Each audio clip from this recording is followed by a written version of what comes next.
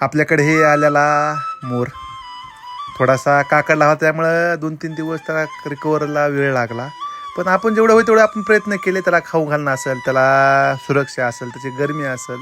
2-3 वेळेस आपण गाडीमध्ये हिटर लावून ठेवला, घरातल्या हिटरनं त्याला हवा वगैरे मारून घेतली, खायला बळच का व्हायना त्याला खाऊ घातलं. कारण की ते पहिल्यांदा माणसापाशी आला होता, त्यामुळे ते साहजिकच घाबरणार. स्वतः खाण्यासाठी थोडासा ते कसं तरी करायला, पण कोंबड्यामध्ये असताना थोडासा गुड फील व्हायला लागलं, पण तेवढं बी नाही गेलं.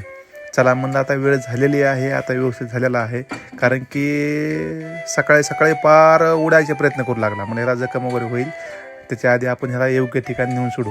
अशा ठिकाणी सोडायचं म्हणलं जिथं मोर असते ना, हरणं असते, जेणेकरून त्याला त्याच्यासारखे माणसं म्हणजे तिथे प्राणी पक्षी दिसावा, मग त्याला बरं वाटतं.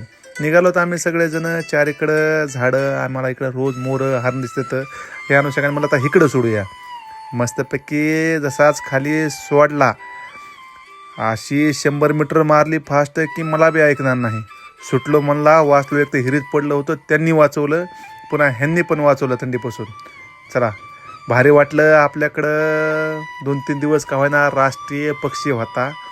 आपल्याला वाटलं नाही कधी की आपण मोराला पण असं सांभाळून आपण सोडून देऊ.